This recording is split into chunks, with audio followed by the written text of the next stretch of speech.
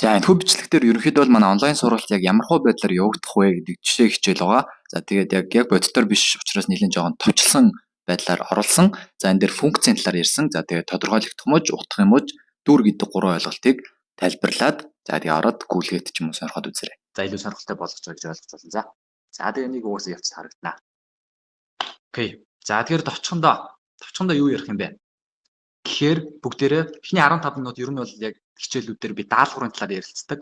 Жишээ нь одоо яг өмнөхдөр үзээд за тэгээд дахин давтаад бүгдээр ойлгох шаардлагатай шүү дээ. Гэхдээ өөрсдөө хийж үзээд тэгжижил ер нь яг юм сурах процессыг явагдаад байгаа байхгүй. Тэгэхгүй зүгээр би нэг тайлбарлаад тухайн хичээлээр ингээл хаяад явах юм бол яг үүндээ авч үзэх зүйл нь нэлээд бага. Гэхдээ яг баг цаг өмнөд ерөөдөө ойлгочихсон. Даалгавар бол нэлээд чухал гэж үзэж байгаамаа. Тийм учраас хичээл болгоны өмнө бүгдээрээ яг өмнөх хичээл дээр одоо юу үзсэн бэ гэдэг даалгавруудыг ярилцж байна. За тэгээд түүний дараа болохоор үндсэн ойлголтын талаар ярилцсан. Үндсэн ойлголт дээр би хоёр юм барина. Эхнийх нь болохоор яг энэ математик дээр юу гэсэн үг юм бэ? За функц гэж юу гэсэн үг юм бэ? Утгын мууч гэж юу гэж байгаа? Одоо тэр домен буюу тодорхойлогдох мууч гэдэг нь яг юу юм бэ? Гих мэтчлийн юмнуудыг ярина. Тэгээд түүний дараа болохоор яг амьдрал дээр яг яаж хэрэглээд байгаа юм бэ? Энэ функцийг яг энэ тодорхойлогдох утгын мууч яг яаж ашиглаад байгаа юм бэ гэдэг та илүү баримттайгаар тайлбарлаж өгнө гэсэн үг. За түүний дараа болохоор яг хялбар жишээ бүгдээр бодож үзнэ. Тэгэхээр хялбар жишээ гингүүд ерөнхийдөө бол ер нь зөвхөн олон долоо юм илүү яг яаж бодох юм бэ гэдгийг шууд ярьж өгнө гэсэн үг. Тэгэхээр маш хялбархан жишээ дээр. За жишээ нь функц гингүүд f of x-ийн 2x гэдэг функцийг өөрөөр би x-ийн оронд 2 байвлаад яаж утгах юм бэ гэдэг ч юм уу. Маш хялбар дээр. За түүний дараа болохоор үзэлцээ гэдэг хэсэг байгаа. Үзэлцээ дээр болохоор бүгдээрээ аль болох хэцүү бодлогуудыг ярьснаа гэсэн үг. Яг одоо ном дээр орж ирээд нэлээ өөр сэдвүүтэй холилдсон байдаг ч юм уу те. Яг тийм сэдвүүдийг үзнэ. Тэгэхээр энэ дээр бас л аль болох та хэдэд олон юм нуршлахгүйгээр яг бодох аргыг за тэгээд нэлээд гүнзгий тайлбартайгаар явах гэж байна. За тэгээд эцэст нь болохоор яг бие даач хийх хэсгийг та тайлбарлаж өгнө. Тэгэхээр даалгавар гэсэн үг. Тэгэхээр би даалгаврын өгөгдлийг тайлбарлаж өгнө гэсэн үг. Тэгэхээр энэ даалгаврыг одоо ингэж хийх юм шүү. Тэгээд анхаарах зүйлс нь ийм юм байгаа. Тэгээд ерөнхий одоо хийх зүйлс нь би чиглүүлээд өгнө гэсэн үг. Ямар хуу цагийн үе барилттай яаж хийх юм бэ гэдэг ч юм те. Окей.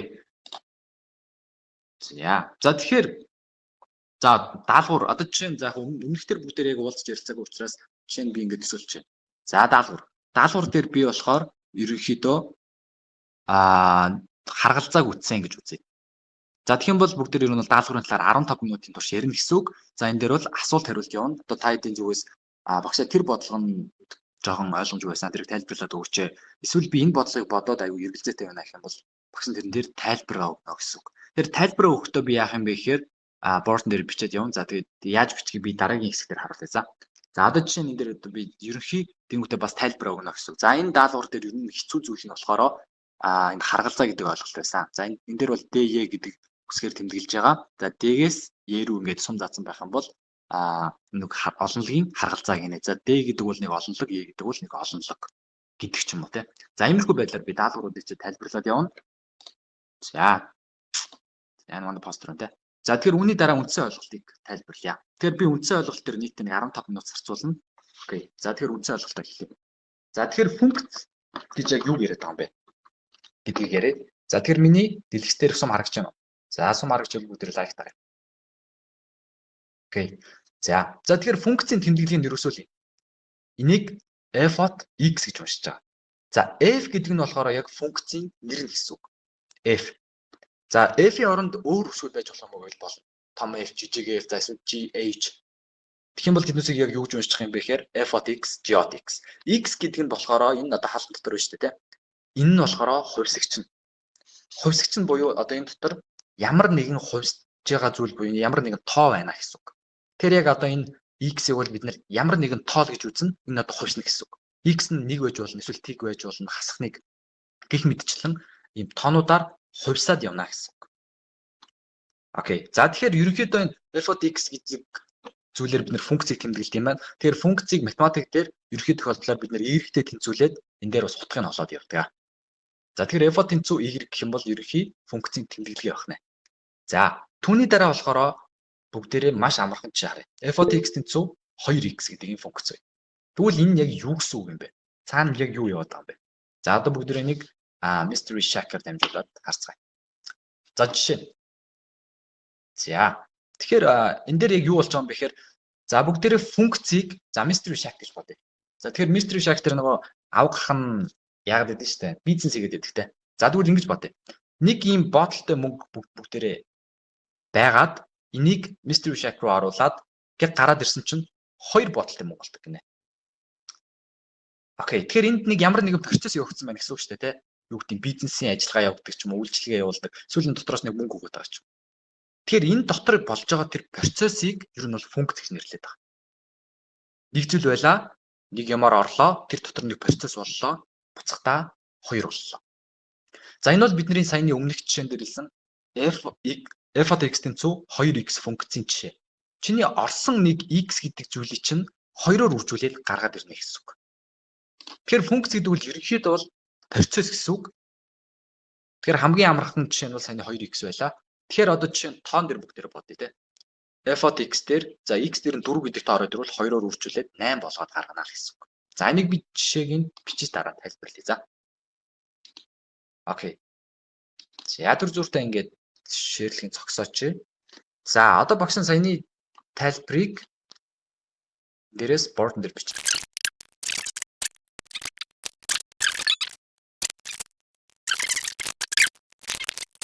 f от x гэдэг функц нь 2x гэсэн. За тэгэхээр x бол бидний оруулж байгаа зүйл. За тэрийг 2-ыг үржих x буюу ингэж 2 гэхин үржүүлж 2-ыг жина гэж ойлгож болж байна тийм. Тэгэхээр бүгдээрээ одоо энэ x-ийн оронд дурын нэг 4 гэдэг тоог авъя гэж ярьсан тийм. За тэгэх юм бол юу болох юм бэ гэхээр x-ийн оронд 4 өчнө гэсэн үг. Тэгэхээр энд ямар хөргөлт болох вэ гэхээр 2-ыг үржих нь 4 тэнцүү 8. За тэгэхээр энэ бол оролт, энэ бол гаралт явдаг. Тэгэхээр саяны хийсэн үйлдэлийн бичиглэлийг яг яаж хийх юм бэ гэхээр ингэж f от x-ийн оронд шууд 4-оор бичлээ тэнцүү 2-ыг үржих нь x-ийн оронд бас 4-ийг бичлээ тэнцүү 8 гэсэн үг. Тэр хамгийн энгийн жишээн дээр бүгдээр энийг бодож чадлаа тийм. За одоо тэгвэл арай жоохон хүнд жишээг харъя. За энэ болохоор квадрат функц байгаа. За f от x тэнцүү x-ийн квадрат байвал яах вэ? Тэгвэл f от 3 хэд гарах вэ? За энэ хариуг бүгдээрээ коммент дээр бичээ. Хэд гэж бодож байна та. За багш нь ерөнхий харагддаг коммент. За дамруулаад харлаа. За f от 3 дээр окей 9-тэй. Яг тэгвэл x-ийн оронд орлуулад тэр чи квадрат зэрэг дэвшүүлнэхээр чинь ойлгомжтой 3-ын квадрат тэнцүү 9 үл гэсэн үг. Окей. Тэр функц гэдэг бол ерөөсөө энэ хургалтын процесс нь хэлээд байгаа гэсэн. За ямар ч байсан ихний хэлжинд за ерөнхий ойлголт бол энэ шүү заяа. За ойлгомжтой. Одоо бүгдээрээ буцаад амьдрал дээр тэгвэл яг яаж биш ээ. Юу болон тодорхойлогдох мууч болон утгын мууч талаар хэлээ. За одоо тэгэхээр бүгдээрээ буцаад слайд дээр хаш ярьлаа. За тэр дараа хэсэг. За одоо тэр үнцээ бол 2. Сая бол бүгдээрээ функцийг ерөөдөө ойлгоцсон тийм. За одоо тэгвэл бүгдээрээ тодорхойлогдох мууч гэж яг юу хэлээд байгаа юм бэ гэдгийг ойлгоцгоё. Тэр тодорхойлогдох мууч гэдэг нь болохоор одоо энэ f от x гээд бид нэр x-ийн оролтын утга буюу одоо тухайн функцийг тодорхойлж байгаа зүйлээ гэж ойлгож болж байгаа. Одоо энэ x гэсэн үг.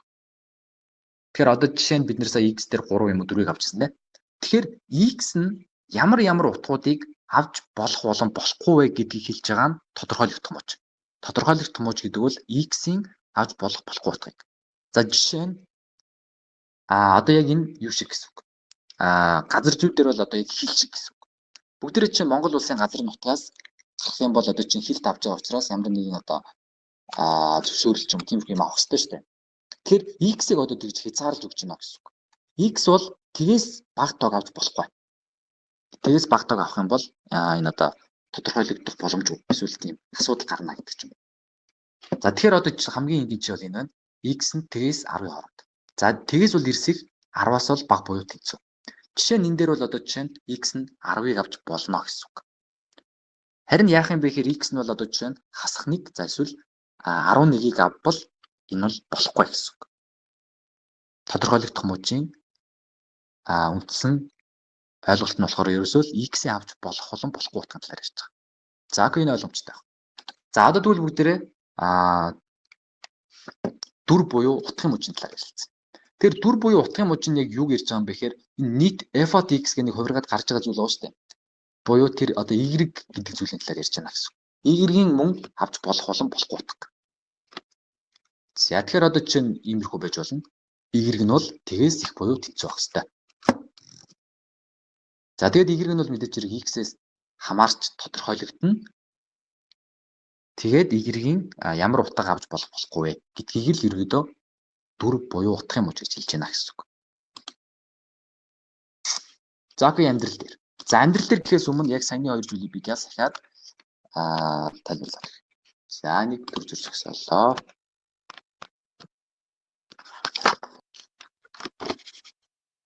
Энэ 3 гэсэн байна. Окей.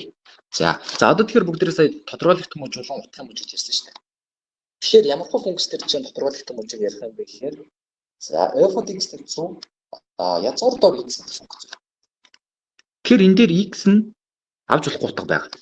Зүгээр яг бүгдээрийн өмнөх нөөцөөр ярьсан шүү дээ. f of x гэсэн 2x гэдэг жишээ. Энэ дээр бол x нь ямар ч утгыг авч болохгүй. Болохгүй авч болохгүй утга байхгүй гэсэн. Тэгэхээр одоо жишээ нь бол x хариулагдах нь хасах хязгааргүйгээс нэмэх хязгааргүй. За шууд ингэж хэлж байна. За одоо гэтэл бүгдээрээ язгуур дор x гэдэг чиг харъя. f of x нь язгуур дор x гэсэн одоо функц нь ямар утга авч болох юм бэ гэхээр язгуур дор бүгдээрээ хасахтай байж болох гэдэг мэддэг тийм. Жишээ нь язгуур дор хасах хоёр ч юм. За энэ тул байж болохгүй гэж үзэж байгаа. За сүүлд бол комплекс таамаг талаар үзнэ. Гэхдээ тэр болтол ямар ч үсэн язгуур дор хасахтай байж болохгүй гэж үзэж байгаа.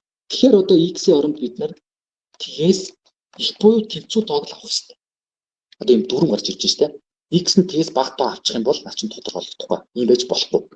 Буюу бид нар x хариалагдах нь тгийг бол оруулна. Яг л язгуур дор тг гэж болно. Тгээс нэмэхэд заргуу гэдэг бол манай тодорхойлогдох муж болж байна гэсэн.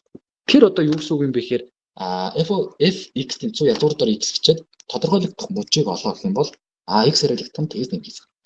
Ийм бичиг хийгээл болох гэсэн. Окей. За үүний дараа болохоор утгын муж байна шүү дээ. За бүгд утгын мужийг. Утгын мужийг жишээ нь яг энэ дээр харах юм бэ гэхээр бүгдэрийг өмнөдөр ярьсан x-ийн квадрат функц дээр ярьж байгаа. Тэгэхээр ямар ч тооны квадрат зэрэг нэмэх тоо байна. Хасах одоо нэгийн квадрат бол жишээ нь нэмэх нэг гарч байгаа шүү дээ. Хасах тоо байна уу, нэмэх тоо байна уу? Квадрат зэрэг дэвшүүлсэн бол нэмэх тоо. Тийм учраас энэний гаралтай утга маань y маань ямар ч байсан нэмэх тоо байна. Тэгэхээр y нь бол тгээс их буюу тэнцүү гэж бид нар хэлж чадна гэсэн. Тэгэхээр одоо энэний утгын муж юу болох юм бэ гэхээр y хариалагдах нь тгээс нэмэх хязгаар гэсэн. Окей, яа гэвэл x-ийн оронд ямар ч тоо төрсөн нэмэх тоо байна шүү дээ. Тэгэхээр энэ хамаарлыг ерөөсөө л тодорхойлогдох муж болон утгын муж гэж нэрлэж байгаа шүү. За окей. За яг тодорхойлогдох болон утгын муж за функц гэсэн 3 ойлголт дээр асуух зүйл байвал яг одоо коммент дээр бичиж. За тийм асуулт байна. Байхгүй бол лайк таа. За тэр өндөр багшин дэлгэцээс болж. За станыг оруулж. За стан бол илүү бизнес сэтгэлгээтэй. За чинь амьдрал илүү ярихаар тийм дүр штэ тий. За тэгвэл цаа чи надад тэгвэл энэ дээр функцийг окей за тийм онл мол хамаагүй би зүгээр одоо амьдрал дээр яаж шилхэн ярья гэж. За тэгвэл яах юм бэ гэхээр за функц хэрэглээ. Функцийн хэрэглээний жишээ нь юун дээр орж ирж байгаа юм бэ гэхээр температурын хувиргалт. За нэг бол физик дээр үздэг шүү дээ тий. Физик дээр үзэж байгаа Цельс болон Фаренгейтийн за эсвэл Кельвин рүү шилжүүлж байгаа зүйлс. Тэгэхээр одоо жишээ нь Америкт очих юм бол чи дандаа Фаренгейтээр ярьж байгаа хүмүүсийг харна.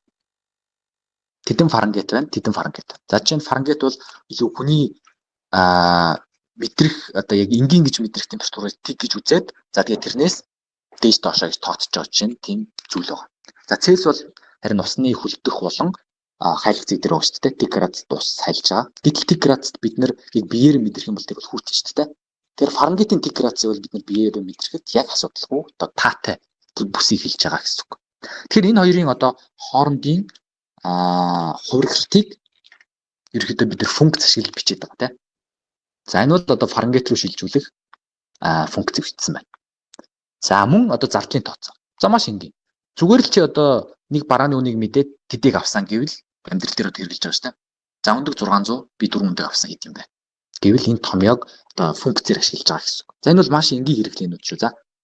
За бүр цаашлаад явах юм бол график руу орж ирвэл одоо нөө trade rate за тэгэл нийгэмдэр бол одоо нийт аюулаа дотоодын нийт бүтээгдэхүүн гэдэг чинь хэмжүү зүйлстэй холбогдож ирэх боломжтой. Окей. За одоо харин саяны нөгөө нэг X энэ одоо авч болох утгууд буюу тодорхойлогдох мужийн талаар ярив. Энэ яг юун дээр ашиглагдах юм бэ?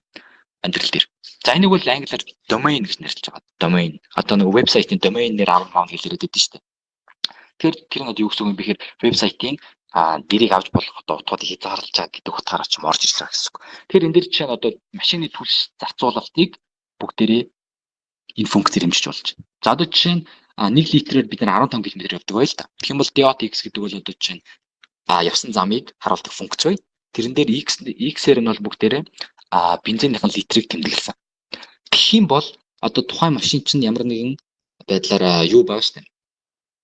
Түлснийх нь одоо савнууд хэмжээтэй байгаа шүү дээ. Одоо энэ дээр бол TS 40 хоорно гэж харагдаж байна. Тэгэхээр юу гэсэн үг юм бэ гэхээр энэ бол нийтдээ 40 литр орох одоо бензин агуулж чадах тийм машин шүү л гэдгийг харуулж байна. За энэ бол зүгээр л ингийн жишээ. Тэгэхээр одоо жишээ нь олон тээвэрлэлт хийдэг тийм машинтай үйлдвэр төр ч юм уу энэ жишээг ашиглаад бүгдээрээ зардлын бодолт хийж болно гэсэн үг. За дээдэлтэй бол 40 литрээр дүүрэн штэ гэдэг тийм тооцоонууд байгаад тэгвэл 30 литр бензигээ ингээ явуул ингээ гэдэг ч юм уу те. Одоо нэгтэл нь ябодор бас хэрэглэнэ гэсэн үг. За мөн Y буюу за одоо нөгөө нэг утгын мужийн талаар дүрийн талаар ярьж те. За энийг бол range гэж нэрлэж байгаа юм байна. Англиар нь. За тэгээд энэ бол хотын тогтчлолтод хэрэгтэй. За жишээ нь юу гэсэн үг юм бэ гэхээр одоо яг энэ зураг дээр харагдаж байгаачлан өндөр хэсгийн илүү тод өнгөөр одоо дулаан өнгөөр за тэгээд нам хэсгийн илүү хүүт өнгөөр тэмдэглэдэг газарчүүдээр яг энтэй адилхан хот тогтчлолтын одоо тэр барилгын өндөр намыг бас ерөөхдөө тэмдэглэж графикаар зурж харж байгаа. Энэ бол одоо яг функцийн дүр хэрэгжилж байгаа маш энгийн хэлбэр. Тэгэхээр юу гэсэн үг юм бэ гэхээр нэг газрын шавааралдуулаад баахан өндөр барилга барих юм бол жишээ нь хот тогтчлолтыг маш муу их юм бол газар үлд болоход одоо бүх тэр байшин нурна гэдэг ч юм. Асуудал одоо тийм стандартын талаар ярина гэсэн үг. 200 м өндөр барилгын 1 км-ийн дотор дахиад тэрнээс өндөр барилга байж болохгүй гэдэг ч юм уу тийм стандарт зүйлсийг энүүгээр ярьдаг. Тэгэхээр ерөнхийдөө хэмжээд энэ график тооцооллоо гаргаад одоо байшин барилга барьдаг гэсэн үг. Тэгэхээр энийг бол одоо чинь газарчүүдээр бол бид үзэж байгаа шүү дээ. Ерөнхийдөө тэмдэглээнүүд байдаг. Өндөр одоо уул хэсэг дээр бол ийм илүү дулаан гэдэг ч юм уу те. Окей, range гэж нэрлэж байгаа шүү. За тэгэхээр саяны амьдрал дээр их юмнууд бол ойлгомжтой байх. Одоо бүгдээ хялбар жишээ рүү орцгоё. За тэгэхээр яг өмнөх жишээн дээр ярьсантай адилхан f(x) тэнцүү 5x нэмэх 6 гэдэг функцон.